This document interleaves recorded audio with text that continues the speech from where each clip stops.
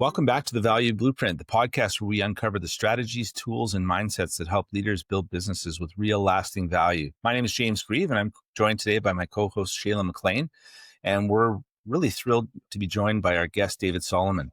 David is the founder of SERO Growth, a firm that helps companies build and execute growth plans that work in the real world. With over 35 years of experience spanning manufacturing, advertising, and technology, David has spent his career helping organizations unlock growth by aligning strategy and execution. Today's conversation is how to build a growth plan that doesn't just look good on paper, but actually that gets implemented. We'll talk about how to know if you're ready for growth, how to expand into new markets, and how to measure progress, and how to make sure your growth efforts translate into long-term business value. Welcome to the podcast, David. Thank you, James and Shayla. Appreciate being here.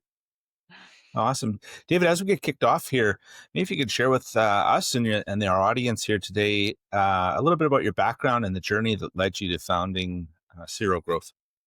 So yeah, thanks so much, James. And I mean, I'm a sales guy, I tell everybody, and I'm still proud of it to be a sales guy. I've been doing it for 35 years plus. My first real exposure to international growth happened in the 90s when I was working for a toy company. And in a matter of a few short years, we were able to open up 40 different countries. And it was just an explosive and exciting time. And I watched our growth just grow through the roof.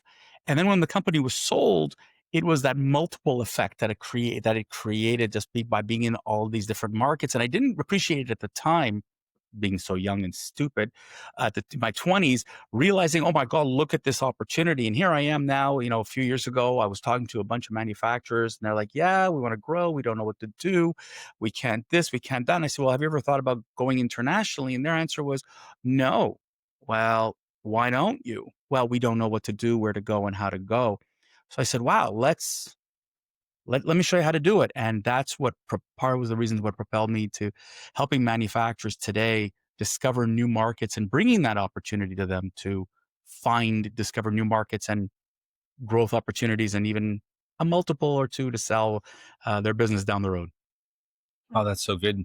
As Shayla and I work very closely and the rest of our value driver team in the manufacturing industry and that sector. So we're interested in learning more about this. And you've hit something right on the head there. A lot of times our clients come to us and they say, well, we don't know where to start. We don't know who to talk to, when to make this happen. It comes down to like the who, what, when, where, why, and how. And more importantly, how to make this happen. So I really appreciate your, sharing that with us today too. So in addition to manufacturing, you've worked in advertising and technology.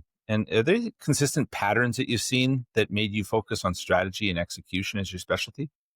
It's funny because at the end of the day, it doesn't matter the business that you're in. If you don't have a plan, how do you execute? If you don't have a vision, how does your team get aligned? So it doesn't matter what business you're in. Yeah, the way the product is sold and presented and marketed is different. But at the end of the day, you still need a strategy and you need an execution plan no matter what business that you're in. Right. Right. And do you see the gap? Like there's a lot of strategic plans out there, and that's how we built Value Driver to be different, is that we focus on the implementation. And, as we go through the podcast here and you learn more, and when Shayla, has an opportunity here in a moment to really lean in on that. But what are you seeing that a lot where people are just stuck with a plan that sits on a shelf or on a hard drive and doesn't get executed? Are you seeing that as happening a lot of businesses? Yes, and another thing, one is, yes, I've got this dusty old strategy thing that I left on the shelf here, and it's gathering more dust than the coffee maker. But it's worse than that, is that we're still stuck on something we built 5, 10 years ago. The world has changed, it's evolved. Take AI. AI is about to make a massive change in businesses, and we're still looking at the plan from 10 years ago. No. That's got to be updated all the time. And so if you're still using that dusty one, or you're still using a USB drive that you bought at the dollar store, it's probably time to change your strategic plan and look at a new way of looking at the world and how to approach it. Because otherwise you're going to be left behind. No, yeah, I love absolutely. that. Yeah, I love that mentality around it. So when clients come to you, David, where do you start with them? What's that first step look like? It's a great question, Shayla. The first question I ask them is, okay, what makes you so unique? You have a product, you have a service. Why are clients buying you? Why are clients working with you? What have you done to change their lives, fix a problem? I need to know that, and I need to know what makes you unique as a result. Because if you can't tell me that, that means you're relying on price to be your differentiator. And that is not a sustainable approach, especially for a small to mid-sized business, because someone bigger is going to undercut you and you're going to lose. So the first conversation is, what do you do that's unique? And then for whom? Because if Mm, you can have that foundation, now the world's your oyster. Now you can go find another world in which to take that exact model to, well, almost the same exact model to somewhere else. Because if you have to figure it out when you go into a market, you're mm, dead, you're blowing your resources, you'll never succeed. So having that foundation, Shayla, that's where I start with everybody. Talk mm, to me about what got you here. And oh, by the way, your answers that we have around the table as we're discussing that, that's nice. Go validate it with your top 20% of your clients. Make sure that they agree with you on that this is really what you do and why you do it. Because when we go to that new market, we could say, yeah, they told us that. That's why we're bringing it here. So without that, growth is almost impossible. mm. I love that piece about connecting back to your top market because I know from experience, and I'm sure you would echo the same, as companies have an idea as to why people are coming to them, and then they talk to them only to find out it's for a different reason. And what they think is, pushing their business really maybe isn't the key piece that is. So that's interesting. I like that piece about better alignment kind of with their customer as well as to what they're looking for. And so what would you say then would be kind of some of the like essential pillars for growth strategy that our important leaders don't skip over when they're coming up with these plans? Well, there are a few things I warn people is number one, what made you great here is not necessarily what's going to make you great somewhere else. You might be Mm, number one, number two, number three here. Remember, you're being chased here. You're the chaser over there. So you have mm, to change your mindset. It's a bit of a paradigm shift until you get to be Apple or Microsoft. You don't get to play, the one being chased. And the other thing is don't ignore cultural differences. Don't ignore value systems. It blows my mind, even Canada to the United States. Yes, we speak the same language. Yes, we look more or less the same. Yes, we think we act the same way, but we don't. Buying patterns in the US are different. Legal stuff is different. Like things are different. So you can't mhm, assume what I do here, we're going to do there. We're just going to copy paste. The reason I'm very big on research and understanding the new market is to help the owner understand the transitions that have to be made internally. Do we have to mm, add more customer service? Do we have to do more testing? Do we have to add a widget? I don't know until we get there, but mm, don't ignore the small stuff because the small stuff could actually hurt you mm. if you don't take care of it right.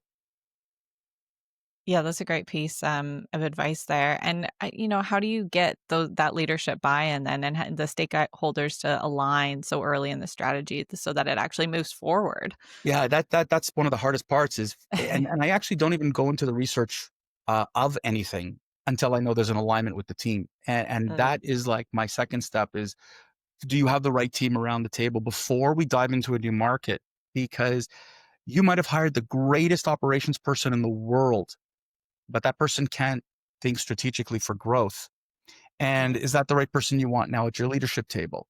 So before we dive into research, let's get the right mindset at the table. Because when I do bring the research, the aha moments are better. Like otherwise, they're just good. There are too many obstacles. There's too many naysayers. And no, no, no. We not because I want yes sir people or yes ma'am people around the table. People mhm, who are visionary, strategic, but also can execute right. And so it is critical to have them around the table prior to anything. But the research, when you give research and you bring the data and you bring the information to the table, there's so much more clarity when everybody is aligned. I'm going to mm. pull on that thread there, David. You mentioned that, that having people aligned in that mindset and the culture. In addition to that, how does a company know when it's truly ready to scale? You know, either within their own market or expand, especially internationally. Like, how do you know when you're truly ready? Is there any other trigger points that just get you ready to expand? Well, that's a great question, and again, it depends on where you are in your growth stage. I would never tell a startup going to 10 markets. That's almost suicide. But you have to have a few years of maturity under your belt. Go through a few business cycles before you try to export into a new market. There's such a an excitement, that shiny penny of, oh, let's go into this market. We're ready. You're not because, and James and Shayla, you probably have seen this in your careers. You go 3 to 5 years, you learn a ton about business Mm, cycles. until you go through those pains and those pleasure moments, it's hard to go into a new market. So I tell everybody, you need a certain degree of maturity, a certain degree of like ups and downs, learning. Have you really covered your market well enough? Because you're going to have to add resources to go into that new market. Is your company ready to add those resources, financial resources, human resources? Because if you're 10 people today and tomorrow you have to be 20, well, that's a big shift. You know, if you're 50 today and you have to be 75, that's a big shift. So are you ready internally to handle all the bumps and bruises that are gonna happen? And the final piece is the business owner or the CEO. Are you ready to handle multi-market? Can you handle it in a way that you're able to balance the two? Because you don't want to go after, again, I'll use that shiny penny expression. You don't want to run and focus 100% on shiny penny and abandon what got you here. So do you know how to balance? Do you know how to lead a growth team? There are a lot of questions I ask a lot of the leaders. And before we jump into this, there's a lot of adjustments we may have to make. Yeah, no, I love what you're saying there. And it actually aligns nicely with what we believe in at Value Driver of, assessing risk early. People may not want to talk about risk, but if we highlight what the risks may be early on, and then it helps to get buy-in and opens, takes the blinders off sometimes businesses. They can see the risks of any type of decision they're making, particularly the big ones you're talking about when, a company is entering new markets. Is there what would be the top 3 mistakes sometimes? I don't want to dwell on the negative here, but some of the things you identify that, people got to be aware of, but what is top 1, 2, or 3 mistakes you see businesses make when they enter a new market? Well, first things first is stop listening to your friends and stop listening to the news. Unfortunately, you're not getting the real deal out of a friend. A business owner, even in your industry, will have gone into a new market, won't be the same experience as yours. You Right. need to do the homework. Don't shortcut the homework. Find out if you really do fit in that new market.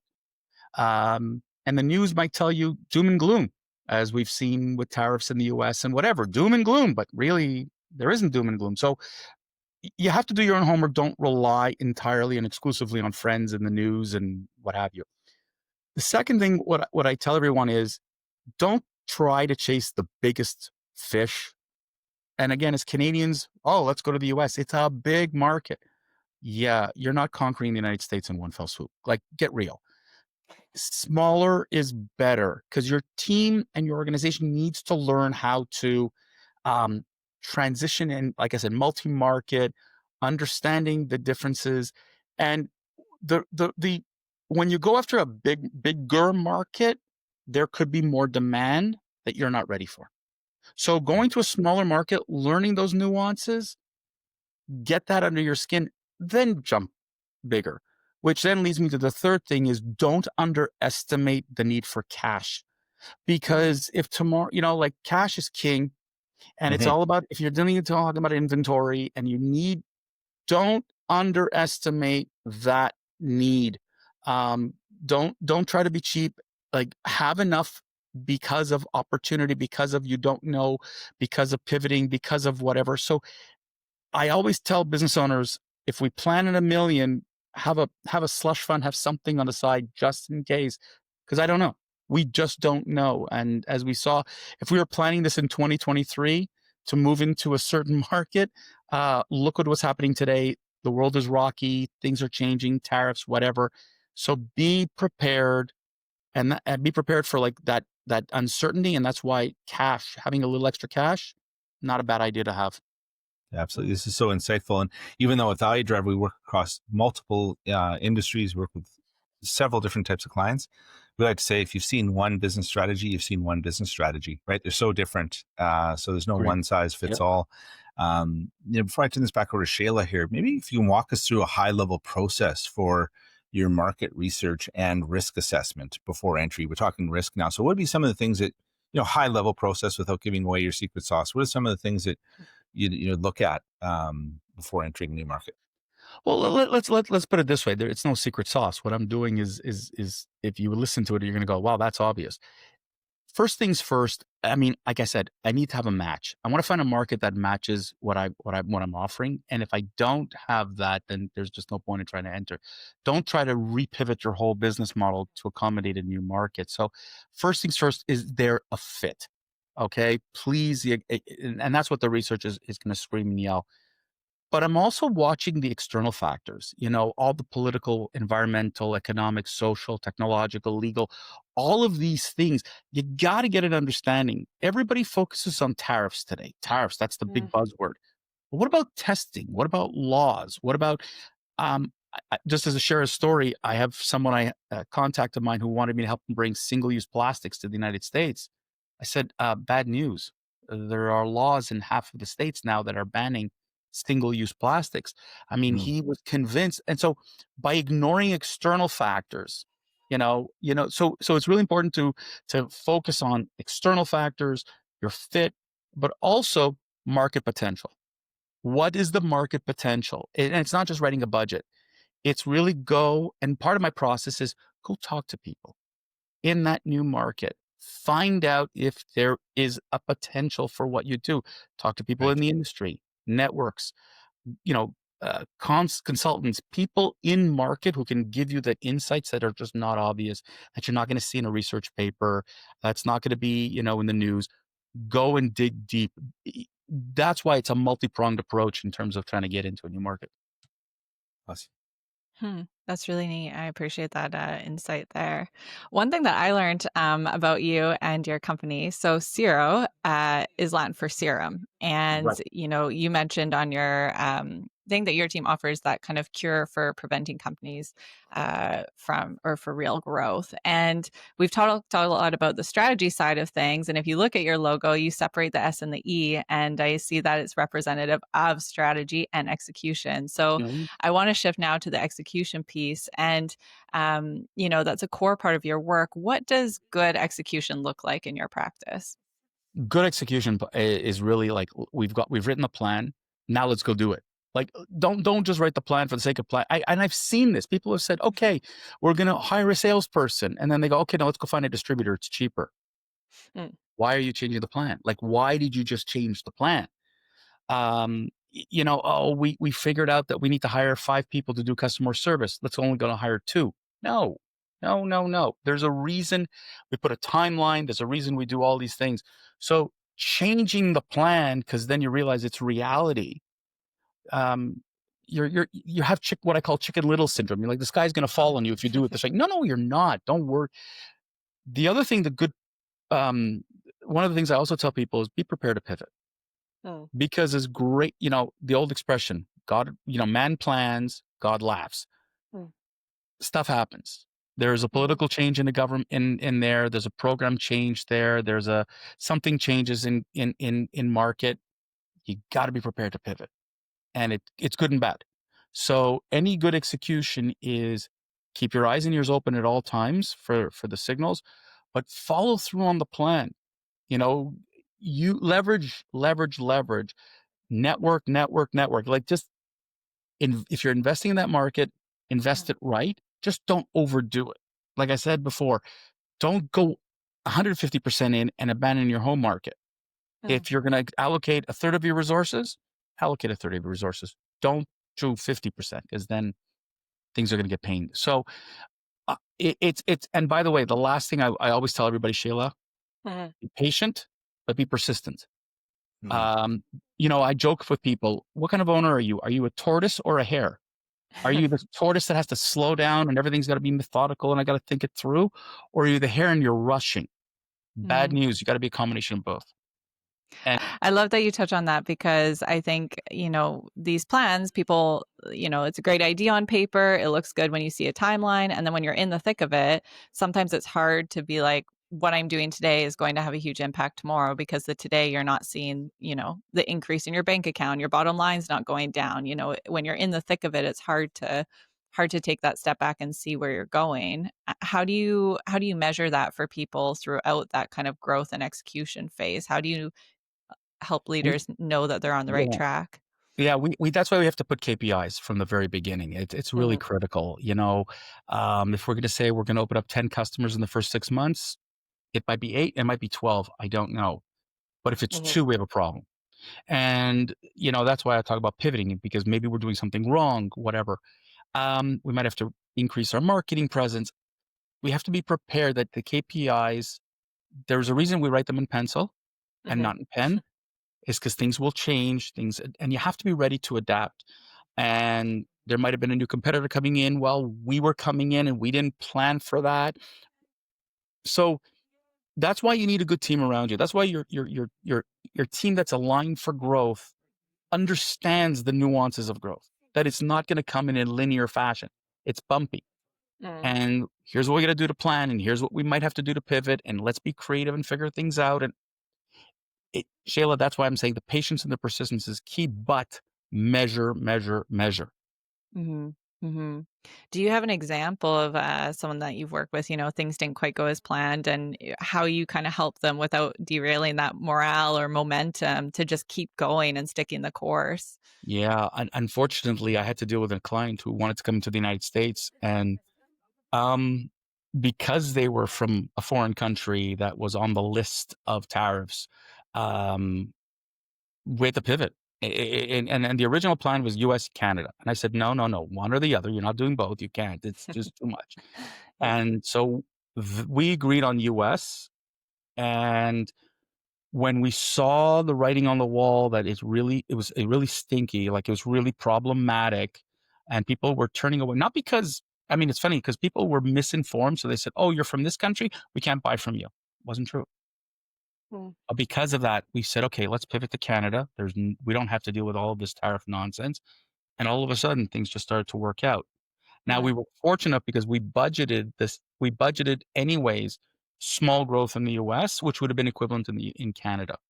So now we can look at 2026 and say, if the market is right, let's go there. If not, let's go somewhere else. And that was really that was the key. Right.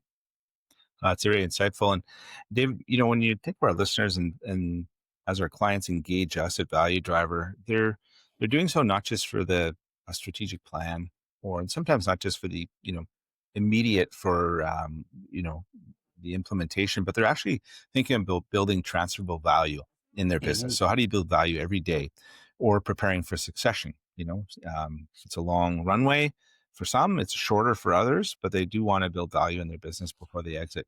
How do you connect, growth planning and expansion with creating value in a company?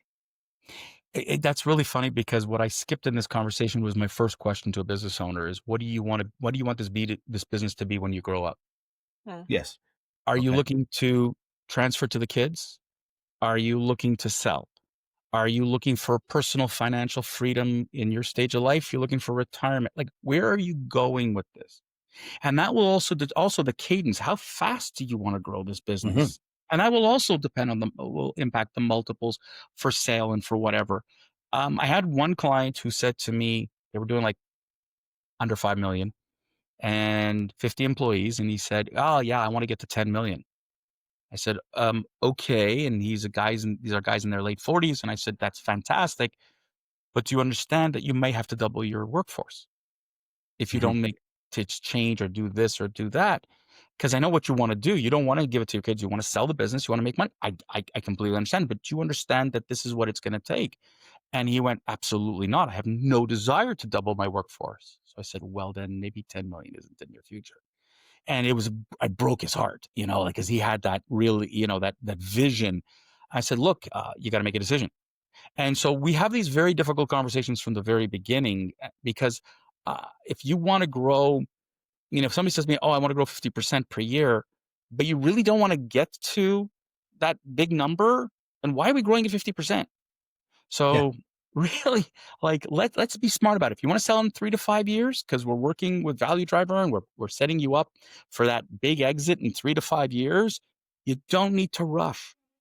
You could take your time and do it smartly and build it in an intelligent way, rather than hurry up and let's go get it in 1 year, because you're not going to get it in 1 year. So it's just it's a tough conversation, but you got to have that from the outset.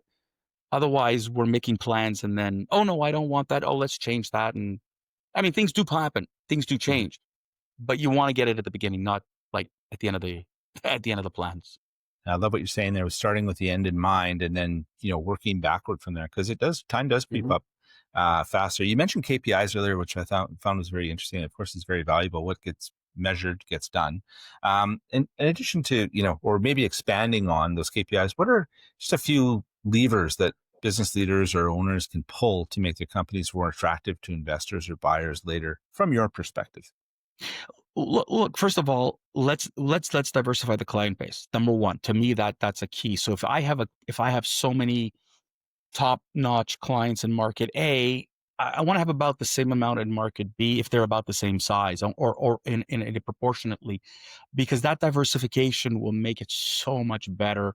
Also, part of it, by the other KPIs, I want to look for clients that'll pay me more, pay me faster. So I might want to put that number in place so that again, that creates a greater attraction at this point. So really, I want to be able to. I don't want to diversify because I want to sell the company.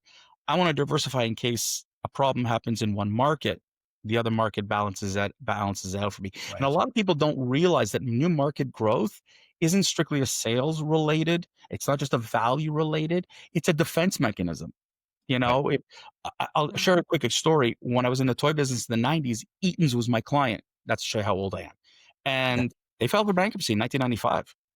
I could Yeah. not replace Eaton's in Canada at the time. Everything else was taken. I would have had to go to another market, like I had to go to the US or a foreign market to find another client like Eaton's to replace that business. But if I was selling in multiple markets and Eaton's disappeared, I could balance it out with somewhere else. And that to me is key. And that would help also with the value of the company.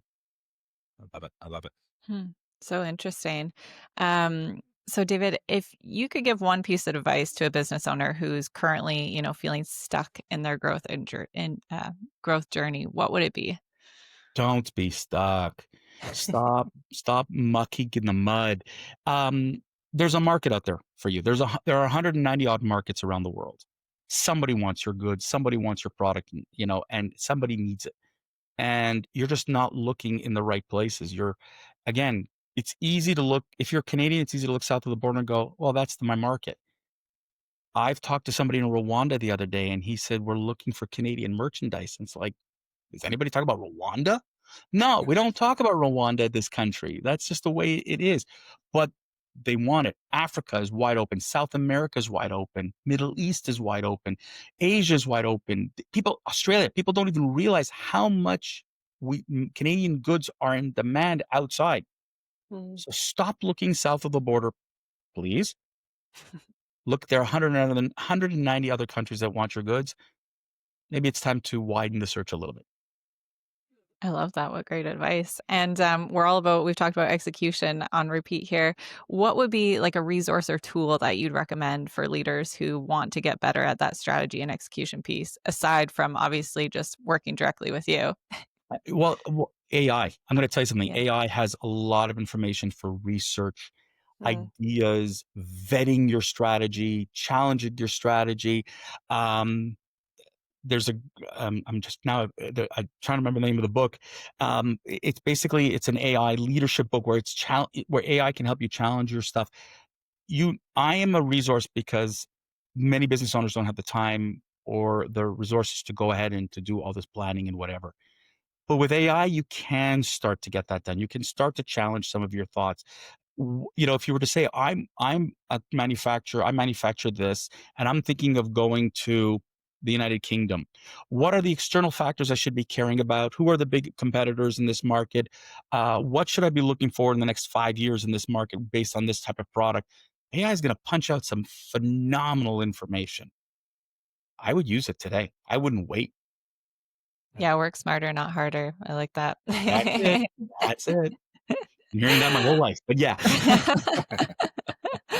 Well, David, thank you so much for joining us today. The conversation was very insightful. I know I've got some kind of key takeaways that I want to just make sure that our listeners are really focused on from this, because there was just so much good information that you passed on. But kind of top few that came to mind for me was, build growth plans that align with team and create that accountability piece.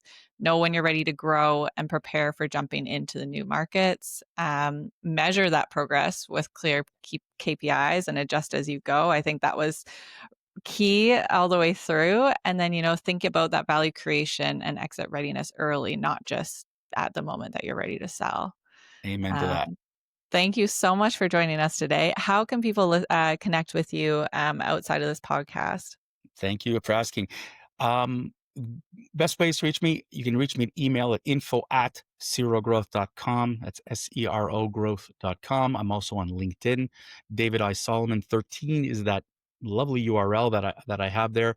SEROgrowth.com also has information about me and the company and how to reach me. So any of those ways, except for carrier pigeon, they all work for me. Well, thank you again, David. And thank you to our listeners for tuning in. We appreciate your time and hope everyone has a great rest of your day.